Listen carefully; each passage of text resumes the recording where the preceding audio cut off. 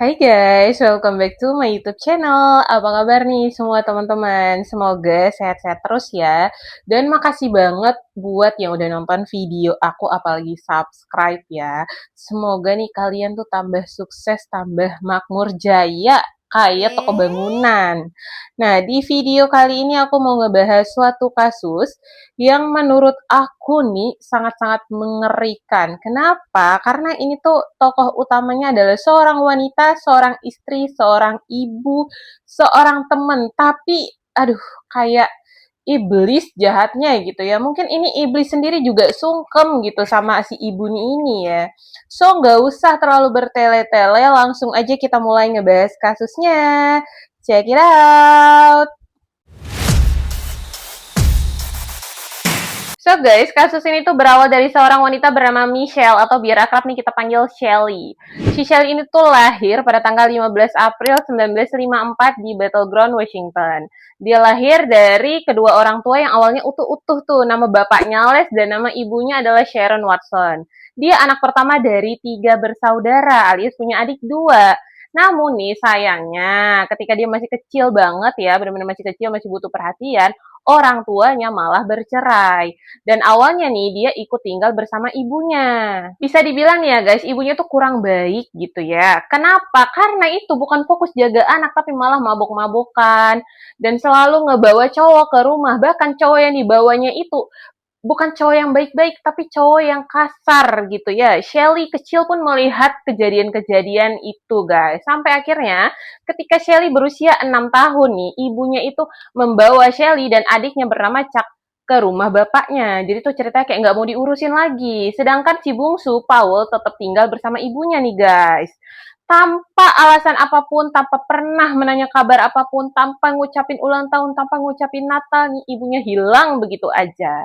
Dan ternyata si bapak, si Les ini sudah menikah lagi dengan seorang wanita muda yang umurnya itu 10 tahun di bawah dia bernama Laura. Tapi ternyata si Laura ini tuh bukan tipe-tipe ibu tiri di film-film ya guys ya. Tapi bisa dibilang nih ibu tiri yang sangat baik. Namun ternyata ya guys ya, si Shelly ini tuh tumbuh menjadi anak yang cukup sulit diatur atau bandel banget gitu ya, nggak bisa dibilangin. Padahal si Laura ini ibu tirinya sudah cukup baik dan cukup mencintai si Shelly dan adiknya itu ya guys ya. Bahkan bapaknya juga itu manjain si Shelly terus, bahkan sampai ngebela-bela si Shelly terus. Tapi ternyata si Shelly ini tuh bukan jadi anak tuh nggak bersyukur gitu. Dia tuh terus-terusan ngelawan, terus-terusan susah diatur, pergi sekolah juga males. Bahkan nih adiknya juga kayak di apa sih istilahnya tuh dikuasai gitu. Jadi kalau misalnya adiknya disuruh ini, udah nggak usah mau, nggak usah mau. Kalau misalnya ada orang yang ngajak ngobrol adiknya pasti kayak dia, apa kamu nanya-nanya ke adikku ya, intinya tuh adiknya kayak boneka gitu bagi dia ya, pokoknya dia yang berhak mengatur si adiknya ini gitu. Dan dia juga terus-terusan memusuhi ibu tirinya Laura. Bisa dibilang ya guys ya, si Shelly ini tinggal dengan keadaan yang cukup enak gitu ya. Orang tuanya emang gak kaya-kaya banget, tapi alhamdulillah cukup. Kenapa? Karena si bapaknya ini tuh punya usaha bowling yang bernama Tiger Ball nih guys. Sampai akhirnya pada tahun 1967, usia Shelly 13 tahun, dia mendengar kabar yang sangat syok, yaitu ibu kandungnya si Sharon Watson meninggal dunia karena dipukul sama pacarnya. Mendengar cerita itu ya, ternyata respon dari Shelly ini adalah kayak ya udah bodoh amat, nggak mau tahu dan tidak ada perasaan berduka, sedih gitu nggak ada.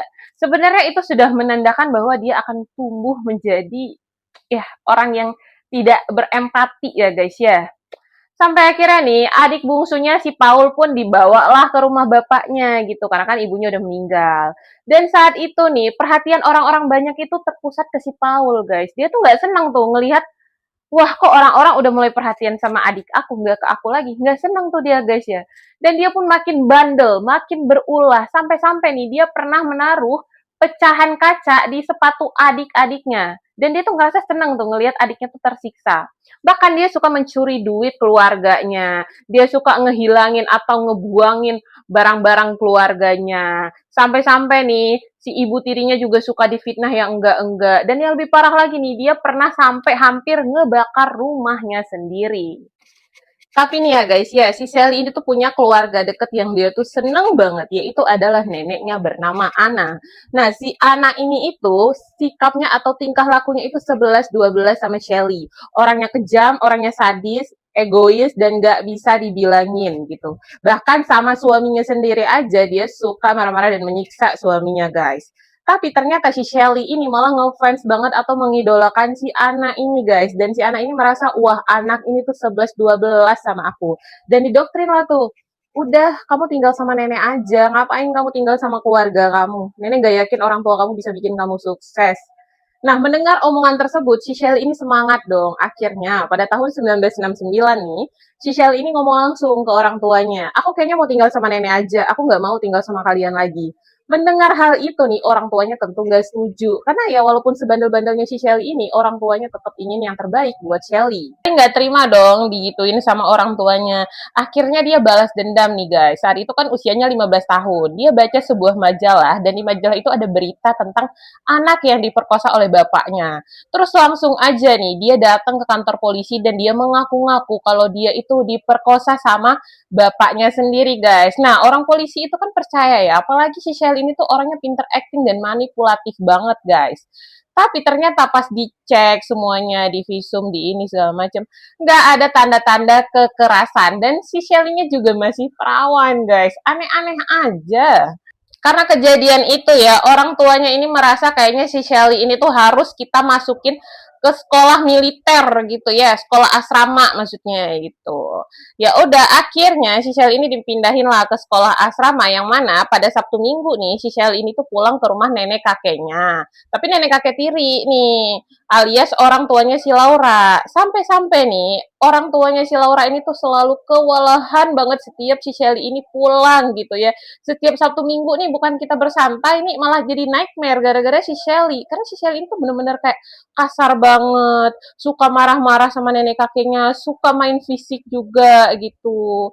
Sampai akhirnya si nenek kakeknya pun ngomong kalau mereka udah nggak kuat lagi menampung si Shelly. Nah, terus dipindahin lah ke sekolah atau ke pesantren nih yang lebih ketat lagi, yang memang sekalian tuh ada agama-agamanya gitu ya, yang lebih disiplin lagi.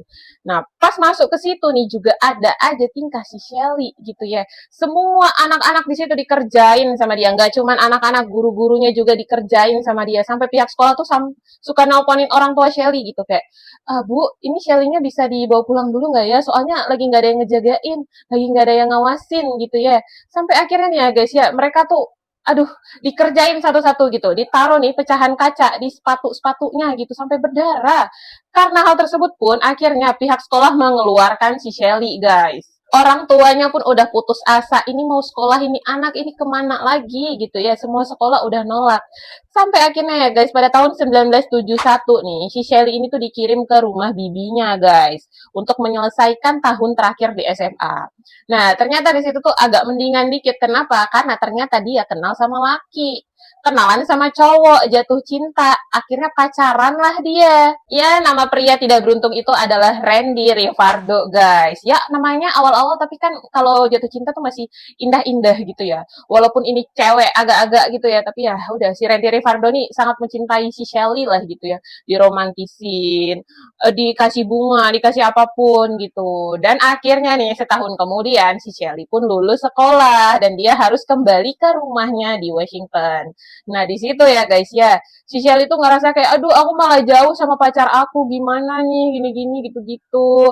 Nah akhirnya orang tuanya pun memutuskan untuk menikahi si Shelly ini guys. Sampai-sampai si Shelly ini tuh juga dikasih pekerjaan di tempat si bowling-bowling orang tuanya ini atau Tiger Bowl-nya itu, dijadiin karyawan.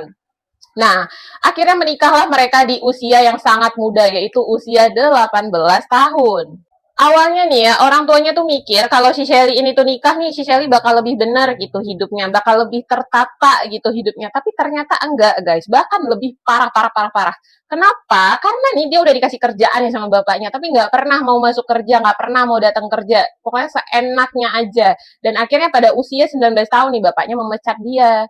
Nah, nggak adalah penghasilannya nih. Cuman lakinya yang kerja. Dan ternyata hidupnya juga head down banget, nggak sesuai sama pemasukan suaminya guys. Pokoknya tuh tiap hari morotin suaminya, terus minta ini, minta itu, minta ini, minta itu, sampai-sampai suaminya juga stres.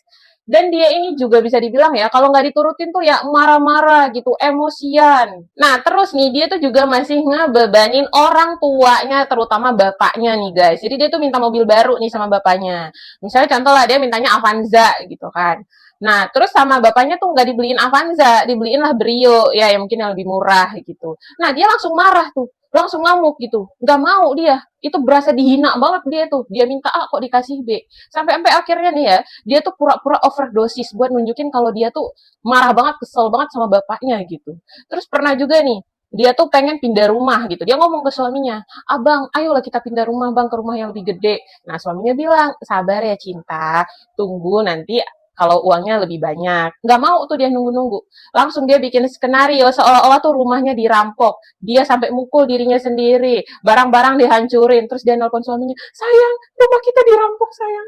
Ayo sayang, pindah sayang. Aku takut sayang. Ya udah, akhirnya pun pindahlah dia. Pokoknya dia tuh sampai kayak gimana nih, keinginan dia tuh terwujud. And finally, pada musim panas 1974 nih, si Shelly pun dikabarkan hamil, guys. Nah, orang-orang di situ berharap dong, kayak oh ya udah, semoga kamu setelah jadi ibu nih, jadi ibu yang lebih baik gitu ya, jadi orang yang lebih baik ya. Nah, akhirnya pada Februari 1975 dia ngelahirin seorang anak cewek yang cukup cantik bernama Nikki. Mirip tuh sama ibunya, apalagi rambutnya. Nah, tapi ternyata ya, si Shelly ini tetap tidak berubah. Bahkan suaminya ini, si Randy itu semakin stres dan semakin tertekan secara finansial.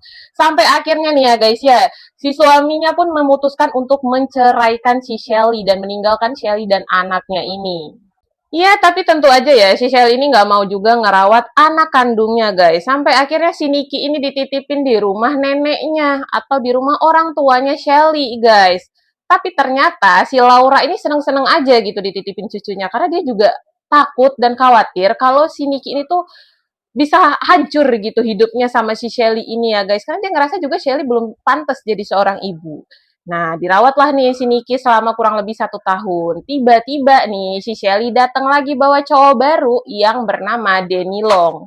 Nah, terus dia kenalin lah si Denny Long. Ini calon suami baruku Denny Long. Dan ternyata si Denny Long ini tuh bukan orang asing gitu bagi keluarganya si Shelly. Kenapa? Karena orang tuanya si Denny Long ini ternyata langganan di bowling keluarganya Shelly, guys. Akhirnya pada 2 Juni 1978 nih mereka memutuskan untuk melangsungkan pernikahan, guys. Nah, bisa dibilang ya, si Denny ini tuh tipe orang yang cukup baik, penyayang, bahkan dia tuh sangat menyayangi Nikki, walaupun si Nikki itu bukan anak kandungnya gitu ya. Nah, 2 bulan kemudian nih, si Nikki ini itu punya adik baru gitu, Shelly-nya hamil lagi gitu guys. Dan akhirnya lahirlah seorang gadis cantik juga bernama Sammy. Nah, tapi ternyata nih, kehidupan mereka tuh juga bisa dibilang nggak samawa gitu, nggak sakinah mawaddah warohmah. Karena si Denny itu ngerasa, aduh ini kok semenjak nikah sama si Shelly tuh mentalnya tuh terganggu banget gitu ya.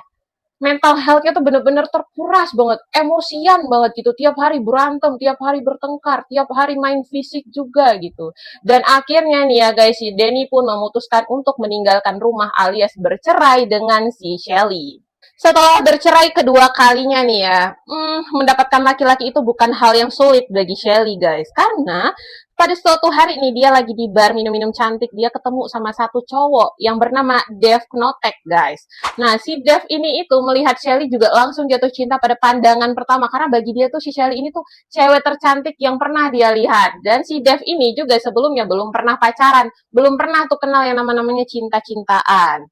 Si Shelly pun langsung menggoda merayu si Dev ini guys. Nah Dev ini bisa dibilang nih karakternya itu kayak people pleaser gitu ya. Dia tuh orangnya nurut, baik, nggak enakan, suka ngalah, lemah lembut. Pokoknya ya orang-orang kayak gini nih yang disukai sama si Shelly ini yang bisa dikuasai. Nggak butuh waktu lama untuk Shelly dan Dev menjalin hubungan yang semakin dekat nih guys. Si Shelly pun membawa Dev ke rumahnya, dikenalin lah itu sama anak-anaknya. Ini ayah Dev, ini ayah Dev, baik-baik ya sama ayah Dev.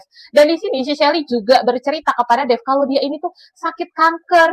Aduh, aku tuh udah sakit kanker, tapi aku harus ngerawat kedua anakku yang masih kecil. Gimana nasibku ke depannya? Si Dev yang iba pun dia langsung kayak, tenang sayang, aku akan menikahi kamu. Aku akan menanggung hidupmu dan hidup anak-anakmu. Akhirnya menikahlah mereka pada tanggal 2 Juni 1979 sorry, 1987 nih guys. Nah, ini tuh berarti pernikahan ketiga bagi si Shelly. Setelah menikah, keluarga kecil ini pun pindah ke daerah deket-deket pertanian gitu guys. Bisa dibilang cukup jauh dari kota. Nah, di rumah inilah nightmare mulai terjadi. Dan di situ usia si Niki ini 12 tahun, sedangkan adiknya Semi 9 tahun guys. Korban awalnya tuh bisa dibilang nih suaminya dulu nih, si Dev Notek itu guys. Dimana di sini si Shelly ini berusaha untuk mengisolasi si Dev ini. Si Dev ini tuh nggak dikasih bergaul sama siapapun, sama keluarganya sendiri juga nggak dikasih. Pokoknya sama Shelly doang. Nah, si Dev ini juga masih masih disuruh kerja di rumah, padahal si Shelly nggak ngapa-ngapain. Jadi si Dev pulang kerja nih, terus disuruh kerjain lagi di rumah, suruh nyapu, suruh beres-beres, suruh nyuci piring, segala macam disuruh. Dan kalau ada kerjaan yang nggak beres nih, si Shelly langsung marah-marah, langsung maki-maki si Dev, langsung mukul si Dev. Terus nanti kalau misalnya si Shelly ini udah marah-marahnya nih, dia tuh langsung meluk si Dev, langsung sayang-sayangin si Dev. Maaf ya sayang, aku gak gitu lagi sayang, aku janji, aku sangat mencintai kamu, maaf ya. Dan pola ini tuh terus-terusan berulang, disiksa, dipukul, dimarahin, terus diminta maaf lagi, berulang-berulang terus. Dan akhirnya si Dev ini pun mulai ngerasa kehilangan kepercayaan diri, mulai merasa kehilangan kontrol atas dirinya sendiri, guys. Tiba-tiba nih si Dev juga pernah punya niatan mau bunuh diri. Dia tuh mau nembakin senapan ke mulutnya. Langsung aja tuh si Shelly datang mencegah si Dev. Dan si Dev di situ nurut gitu. Dan disitulah Shelly tahu bahwa si Dev ini sudah 100% berada di bawah kekuasaannya atau berada di bawah kontrolnya. Setelah berhasil menguasai Dev suaminya, akhirnya Shelly pun beralih ke anak pertamanya yaitu Nikki. Si Nikki itu mulai sering dimarahin tanpa alasan yang jelas. Sering disuruh-suruh juga, dan dimarahinnya itu nggak tanggung-tanggung guys, dilemparin spatula, dilemparin sendok, dilemparin buku, bahkan ditendang sekalipun. Selain itu juga dikata-katain kayak, aku tuh jijik banget punya anak kayak kamu tuh nggak berharga, nggak sudi aku jadi ibu kamu. Tapi nanti sewaktu-waktu nih, si Nikinya juga, maaf ya, ibu belum bisa jadi ibu yang baik buat kamu. Ibu sayang banget sama kamu. Maaf ya, ibu suka marah-marah sama kamu. Dan pola ini juga terus berulang-ulang ke si Niki, guys.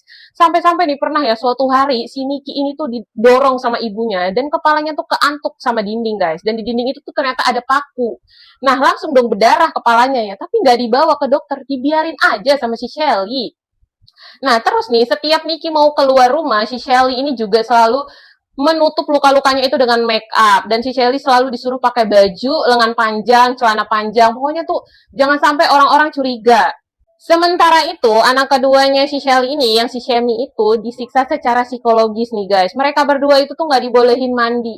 Katanya ya, mandi itu bukan kebutuhan. Mandi itu hal istimewa. Kalau kalian bandel nggak usah mandi. Kalau kalian nggak ngerjain kerjaan rumah nggak usah mandi. Dan mereka ini sering banget ya pergi ke sekolah itu dengan pakaian yang kotor, saking-saking nggak dikasih mandi gitu sama si Shelly ini. Nah, pernah juga nih mereka berdua itu disuruh berdiri gitu ya di halaman belakang sambil telanjang dan disiramin air sama si Shelly, guys. Terus mereka itu juga dilarang menggunakan toilet untuk pipis atau boker tuh nggak boleh, dibatasi, cuman boleh beberapa kali. Terus nih, mereka berdua juga sering dikurung di kamar selama berjam-jam. Bahkan ya, si Niki ini pernah nih waktu liburan tuh, dia dikurung berhari-hari di situ. Sama cuman ditaruh ember doang nih, buat pipis doang sama buat boker. Tapi yang malangnya, yang kasihannya ya, Niki mengatakan kalau dia tuh lebih seneng dikurung berhari-hari di kamar daripada harus bareng sama ibunya, daripada harus ngeliat ibunya. Tapi ya gitu guys, si Shelly ini tuh kumat-kumatan. Kalau lagi baik ya baik banget. Nih, contoh misalnya nih pas mau menjelang Natal tuh, si Shelly ini tuh baik banget. Sampai dia tuh ngasih kado buat anaknya yang banyak. Nah, tapi nanti setelah Natal nih, dimintain lagi tuh kadonya. Mana-mana kado ini? Kalian tuh anak nggak tahu terima kasih, nggak tahu diuntung. Udah sini, aku ambil ini. Boneka-bonekanya, aku ambil ini kado-kadonya. Kayak gitu guys, si Shelly ini guys. Ya Allah, nggak kebayang gitu ya anak-anaknya ya. Penyiksaan terhadap Niki dan Femi pun masih terus berlanjut dan semakin parah. Sampai-sampai nih si Shelly itu punya satu hukuman yang namanya itu wallowing gitu ya guys ya.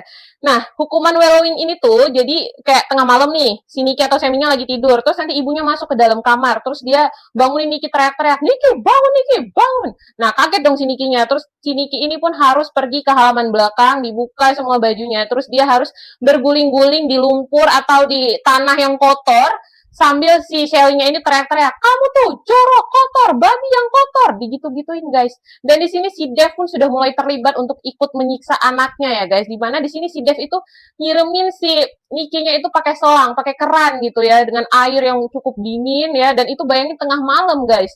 Nah nanti kalau udah kurang lebih sejam nih, udah si Nikinya kedinginan, si Nikinya disuruh masuk dan disuruh berendam di air yang cukup panas. Bayangin ini tuh terus berulang guys.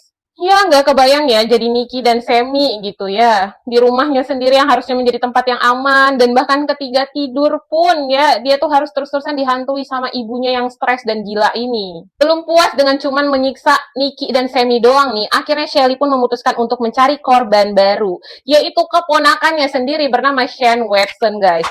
Pada saat itu tahun 1988 nih, si Shane Watson itu baru aja berduka. Kenapa? Karena bapaknya tuh baru aja masuk penjara, sedangkan ibunya juga nggak layak untuk merawat dia karena sering kecanduan-kecanduan obat dan agak-agak stres juga nih. Akhirnya, Shane Watson yang saat itu berusia 13 tahun disamperin nih sama bibinya si Shelly ini.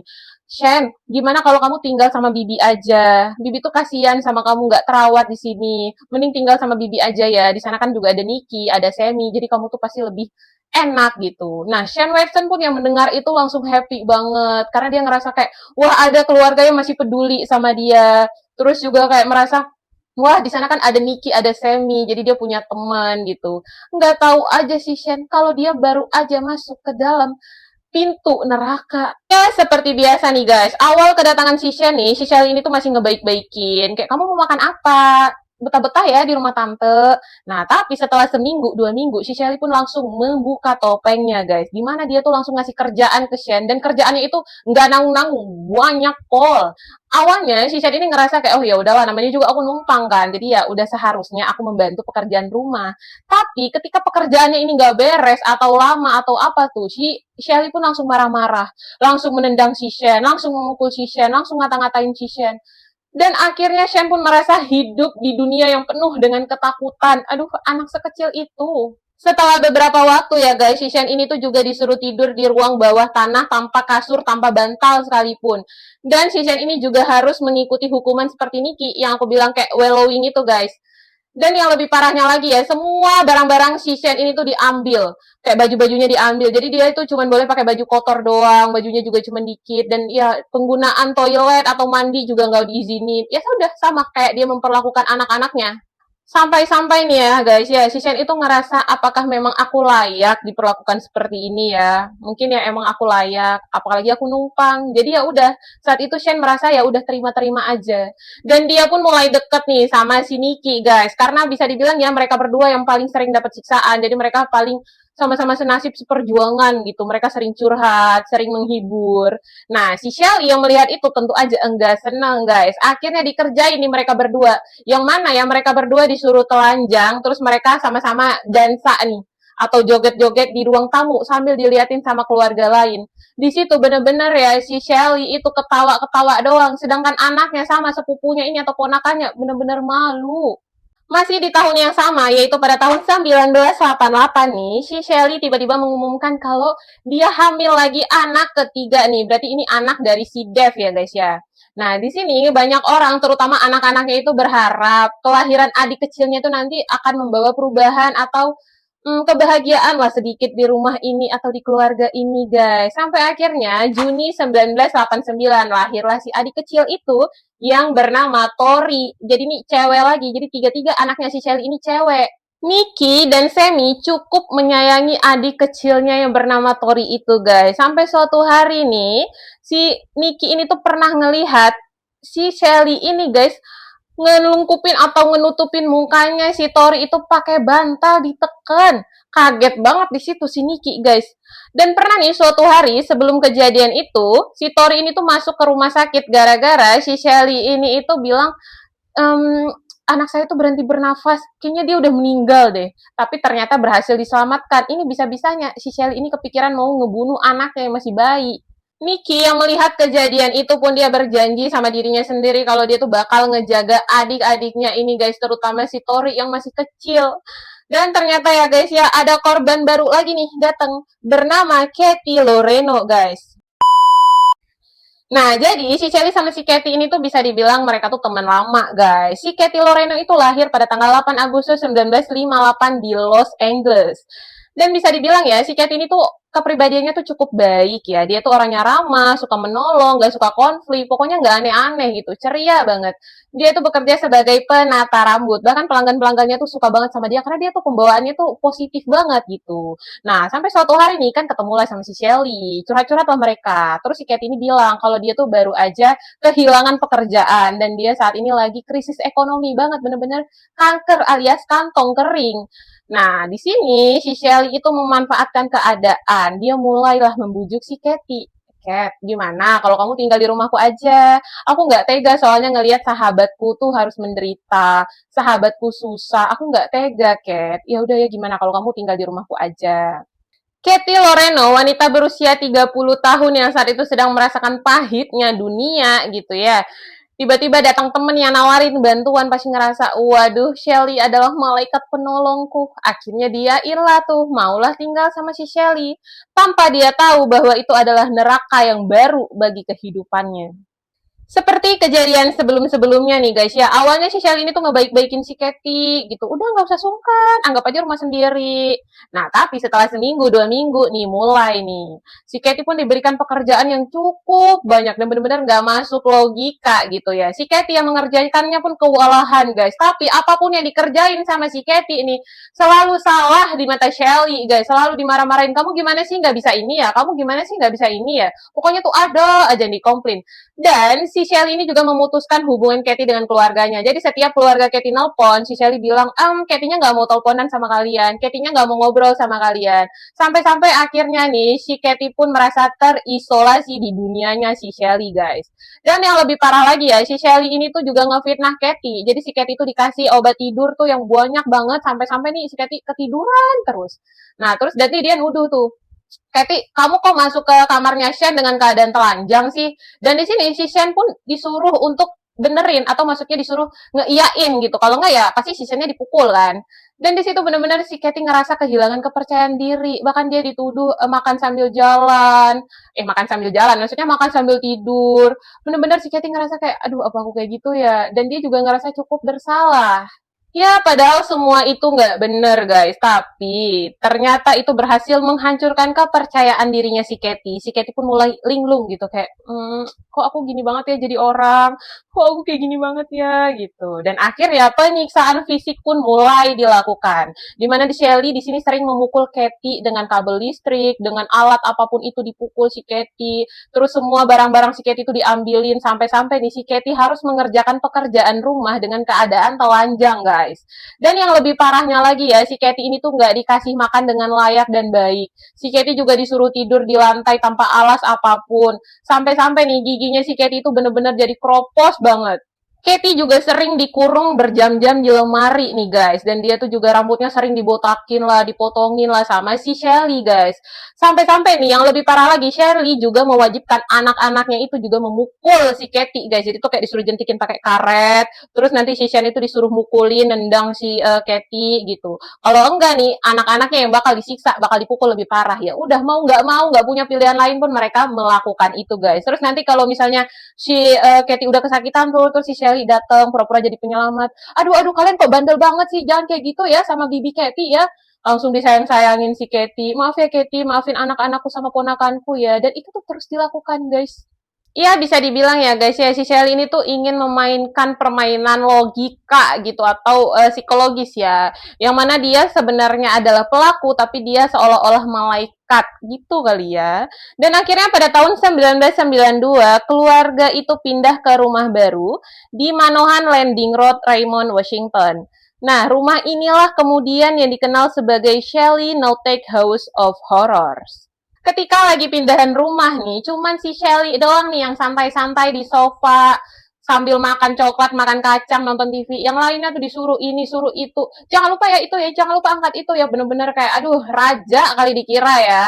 Dan penyiksaan yang dilakukan pun semakin kejam.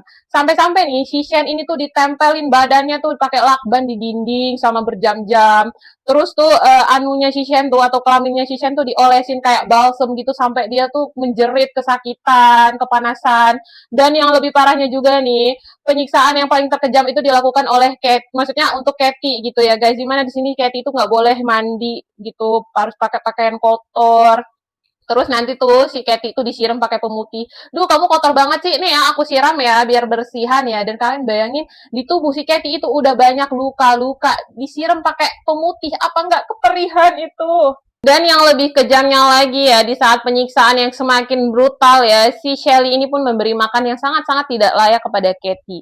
Dikasih makan tuh makanan yang udah basi-basi, udah busuk-busuk. Terus nih sayur yang udah berjamur tuh di blender, dikasih juga ke si Katy gitu. Terus si Katy juga harus makan satu mangkuk garam tanpa berhenti sampai si Katy-nya ini benar-benar tersedak. Dan kalau misalnya nih si Katy itu teriak-teriak nih, si Dev pun langsung ngelakban mulutnya biar teriakannya itu nggak didengar sama tetangga, guys. Dan yang lebih parah lagi ya, si Shelly ini tuh sampai tiba-tiba pingsan sendiri saking nggak kuatnya mengalami penyiksaan tersebut. Tapi nih, si Shelly juga tetap nungguin si Katy-nya nih sadar, karena dia mau menyiksa si Katy ini tuh ketika sadar gitu, nggak mau dia nyiksa si Katy ketika pingsan. Bahkan ya guys ya, si Shelly ini tuh sampai melakukan penyiksaan waterboarding terhadap Katy guys. Jadi waterboarding itu adalah metode penyiksaan yang dilakukan dengan cara mengikat seseorang secara telentang nih di atas papan. Terus nanti ditutup tuh wajahnya pakai kain, lalu mulutnya itu dituang air secara terus-menerus sampai bagian mulut dan hidungnya itu merasa sensasi kayak kita tenggelam gitu loh, kayak kemasukan air gitu, bener-bener terus-terusan. Karena penyiksaan yang cukup ekstrim ini ya guys, si Shelly itu sampai kehilangan berat badan sebanyak 45 kilogram. Terus rambutnya tuh habis rontok, giginya juga nggak ada lagi. Dan dia juga tidak bisa berjalan dengan baik. Dan yang lebih parahnya lagi nih, dia juga nggak bisa berpikir secara akal sehat. Bener-bener kayak orang linglung. Nah, tapi kalau teman-teman nih nanyain, pernah nggak sih si Katy ini mencoba kabur? Pernah guys, dia pernah beberapa kali mencoba kabur. Tapi ternyata si Shelly ini berhasil menemukannya lagi. Terus diajak lagi ke rumahnya. Dan dikata-katain gitu kayak kamu kalau mau kabur nanti gimana gitu, siapa yang mau ngerawat kamu, gak ada yang mau ngerawat kamu, mending kamu di rumah aku aja, kamu jangan nyusahin orang lain ini itu, sampai-sampai akhirnya si Katy ini pun kembali lagi dan kembali lagi ke rumah neraka itu guys. Setelah bertahun-tahun mengalami penyiksaan yang cukup ekstrim dan jahat, hingga suatu hari nih pada bulan Juli 1994, di saat itu si Dev itu baru balik kerja. Nah tiba-tiba dia ngedengar suara aneh nih, disamperin lah, ternyata itu suara dari tempat cuci piring, dan dia kaget banget ngelihat di situ si Katy tersedak muntahnya sendiri. Langsung aja nih si Dev membersihkan muntah tersebut dan memberikan pertolongan pertama kepada Katy, yaitu CPR. Tapi malangnya Katy tidak bisa diselamatkan lagi guys, dan akhirnya Katy meninggal dunia di usia yang saat itu masih cukup muda, yaitu 36 tahun.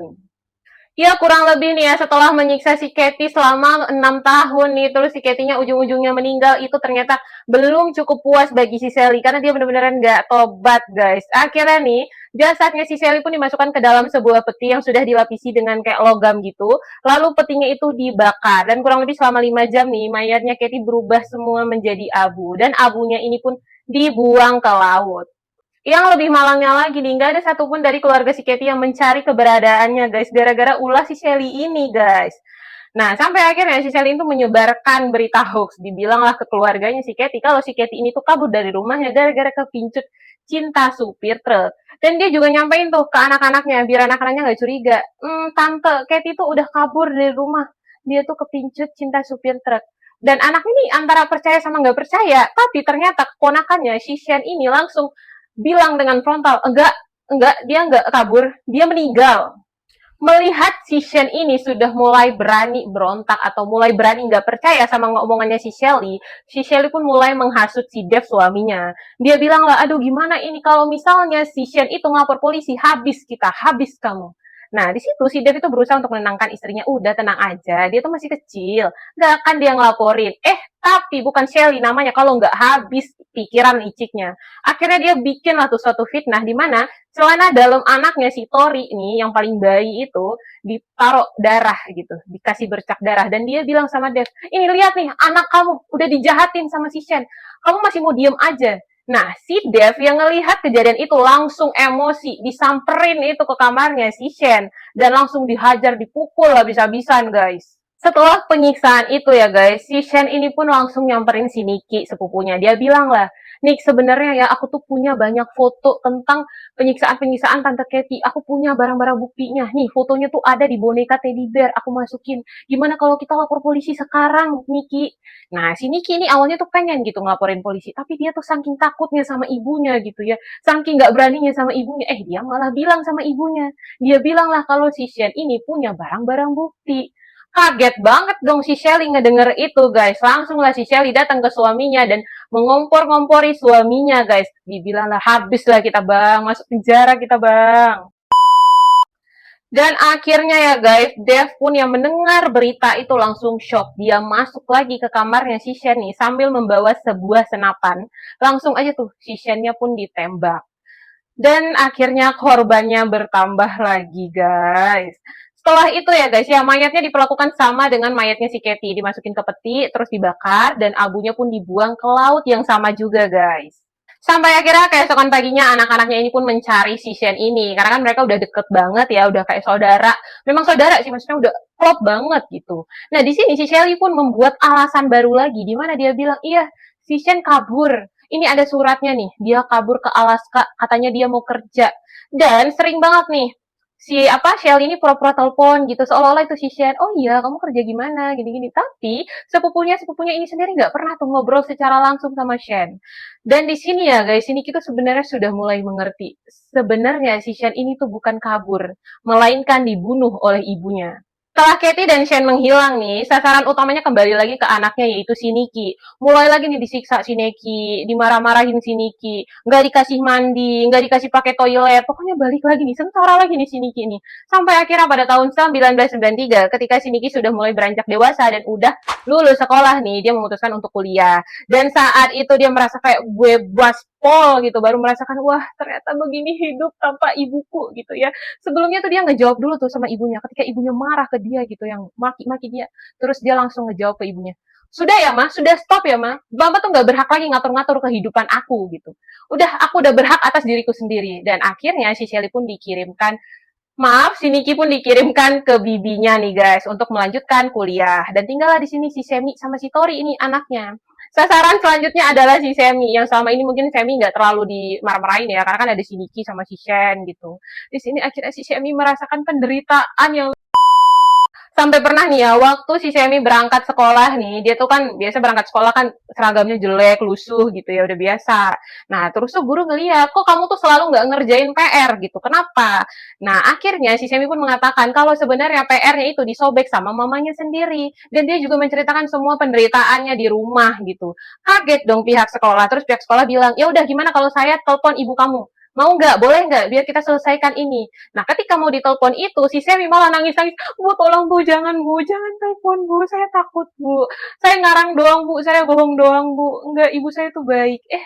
Akhirnya nggak berani juga tuh jujur ke pihak sekolah.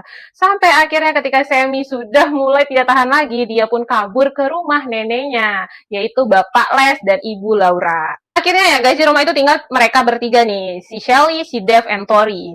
Dan si Tori ini bisa dibilang menjadi sasaran empuk gitu ya, karena kan kakak-kakaknya udah nggak ada lagi nih. Dan sebelum-sebelumnya nih, si Tori ini tuh nggak pernah diapa-apain gitu sama ibunya. Bisa dibilang ya kehidupannya normal aja. Dan saat itu usianya tuh 10 tahun, mulailah dia disiksa, guys. Dipukulin, ditendang, ditampar, dikata-katain. Terus nggak dikasih mandi, nggak dikasih pakai toilet dengan bebas.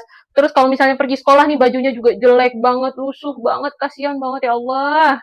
Nah, terus nih ya guys, ya ada hukuman baru lagi. Di mana nih, si Shelly ini nyuruh anaknya si Tori ini tuh nggak pakai baju, terus nanti pergi ke ruang tamu, terus diperiksa nih tubuhnya.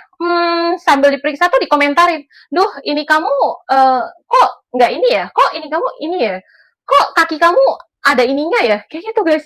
Ya Allah, ini benar-benar sangat meninggalkan trauma mendalam buat si Tori guys. Dan setelah semua kekejaman dan kejahatan yang dilakukan si Shelly, ada hal yang cukup mengagetkan, yaitu tiba-tiba si Shelly ini keterima kerja sebagai perawat lansia di panti jompo.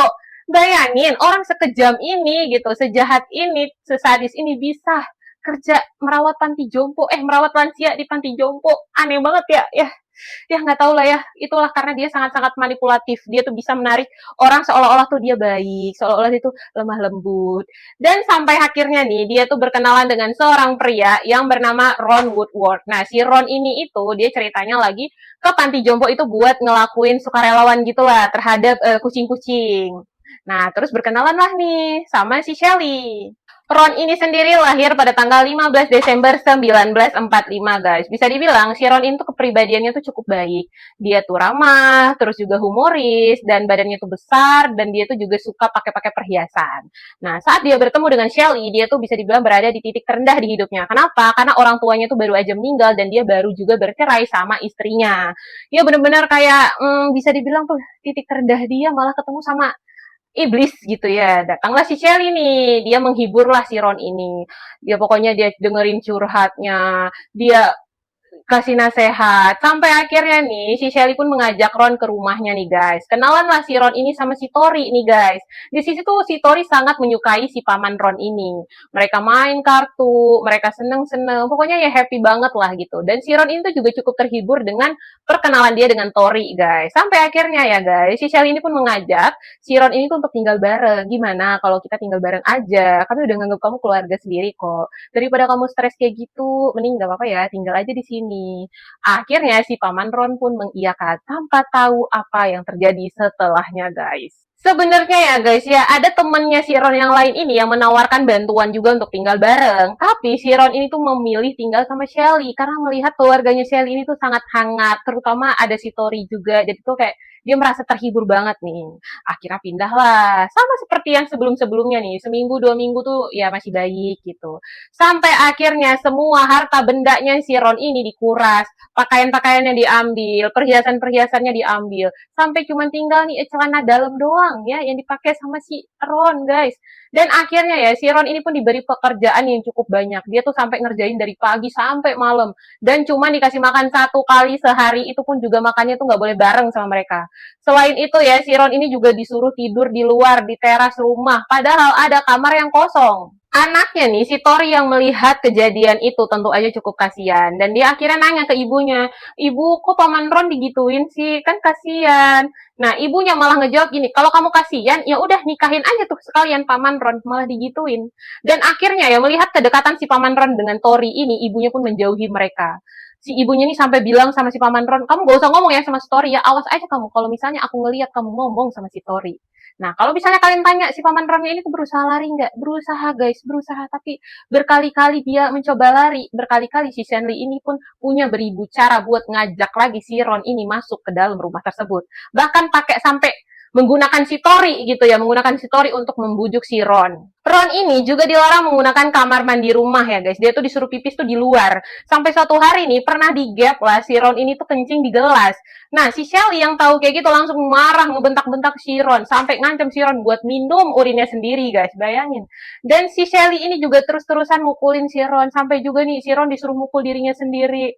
Dan akhirnya ya guys, penyiksaan itu pun terjadi selama kurang lebih 3 tahun. Badannya si Ron ini yang dari besar sampai jadi kecil, kurus. Ya sama kayak korban-korbannya dulu tuh, sama kayak si Katy juga. Jadi kehilangan kepercayaan diri, jadi kayak orang linglung, gak jelas. Dan sampai akhirnya si Ron pun ditemukan meninggal dunia. Sebenarnya penyebab jelasnya itu nggak tahu apa, tapi yang pasti namanya manusia nih ya disiksa terus-menerus seperti itu, dikasih makan juganya sekali sehari dan dengan makanan yang tidak sehat. Ya siapa sih yang kuat gitu ya? Pasti juga lama-kelamaan daya tahan tubuhnya akan menurun dan meninggal, guys. Nah, sebenarnya ya sebelum si Ron ini tuh meninggal, si Nikki itu sempat ngelapor polisi terkait penyiksaan yang terjadi di rumah itu. Nah, sampai akhirnya polisi datang, tapi tidak menemukan barang bukti yang cukup. Dan akhirnya kasusnya pun nggak dilanjutkan. Andai aja polisi waktu itu benar-benar nyari atau mencoba menelusuri gitu ya, mungkin si Ronnya juga tetap masih hidup. Dan setelah Ron meninggal, Shelly pun menghubungi Dev untuk mengurus jasadnya, guys. Nah, ketika hari itu atau saat itu, pemerintah daerah di sana tuh lagi ngomong nih untuk nggak boleh ngebakar api dulu sembarangan nih. Nah, sampai akhirnya dibuatlah nih ide baru, di mana tuh dibikin kuburan. Dan akhirnya jasad Ron tuh ditaruh di situ, terus ditimbun pakai ranting, biar nggak curiga tuh, ditimbun pakai sampah. Nah, saat kejadian itu, atau saat lagi project Jahanam itu ya, si Shelly ini pun membawa Tori tuh ke rumah orang tuanya, dititipin tuh. di rumah orang tuanya.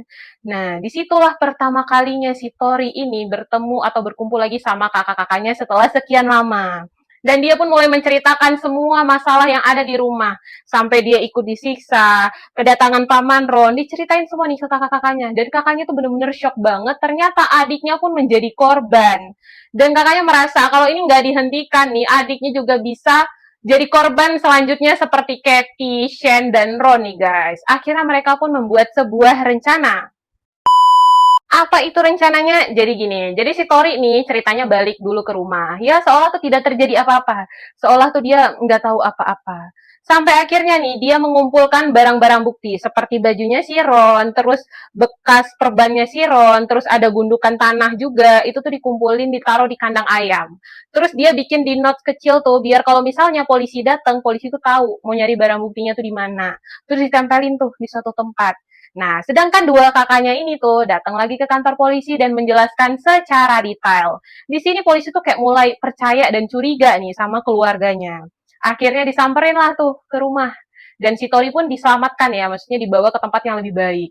Di sini mereka benar-benar kaget banget dong, si Dev sama si Shelly ya. Nah, terus nih guys, si Dev pun akhirnya mengakui kesalahan yang sudah dilakukan selama ini guys. Dia mengakui kalau dia sudah membunuh orang-orang yang tidak bersalah itu. Akhirnya pada tanggal 8 Agustus 2003, dua orang kejam dan sadis ini pun ditangkap nih guys. Tapi hukuman yang dijatuhkan itu sangat-sangat tidak adil. Kenapa? Karena nih si Shelly-nya tuh dijatuhkan hukuman 22 tahun penjara atas dasar atau tuduhan kematian Katie dan pembunuhan tidak sengaja si Ron. Nah, sedangkan si Dev ini itu cuma dijatuhkan hukuman 15 tahun penjara atas kematiannya si Shen. Nah, ini tuh benar-benar kayak nggak adil banget. Harusnya ini seumur hidup ya. Sebenarnya ya guys, kasus ini tuh bisa dijatuhkan hukuman seberat-beratnya, tapi kurangnya barang bukti nih. Kenapa? Karena kan mayatnya si Katie sama si Shen itu udah nggak ada lagi kan, udah dibakar. Dan akhirnya nih, bikinlah kesepakatan nih antara jaksa dan si Shelly dan Dev. Yang mana si Shelly ini memutuskan untuk memilih a foreplay. Artinya, ia tidak mengakui dirinya bersalah, tapi dia mengakui bahwa jaksa memiliki cukup bukti untuk membuatnya dihukum, guys. Nah, ini tuh benar-benar menjadi apa ya, keributan lah ya di masyarakat gitu. Karena ya dengan apa yang dilakukan sama si Shelly ini 22 tahun itu nggak cukup guys ya, nggak bisa membalas semua kejahatan-kejahatan yang dia lakukan. So guys, menurut aku kasus ini tuh bukan hanya tentang pembunuhan, tapi bagaimana nih satu orang wanita ini bisa punya kuasa atau bisa punya kontrol terhadap kehidupan orang lain ya. Dia bisa memanipulasi orang tersebut, dia bikin orang itu ketakutan. Ya bayangin aja nih guys, si Katie Loreno, si Sean Watson, si Ron Woodward, dan bahkan ketiga anak kandungnya sendiri pun harus mendapatkan trauma gitu guys atas kejahatan ibunya ini guys. Ibunya loh ini guys. Sampai akhirnya rumah tersebut pun dijuluki sebagai The House of Horrors guys. Setelah bertahun-tahun setelah penangkapan ibunya, ketiga anak ini tuh nggak pernah tampil di media nih atau ngomong apa gitu-gitu nggak pernah guys.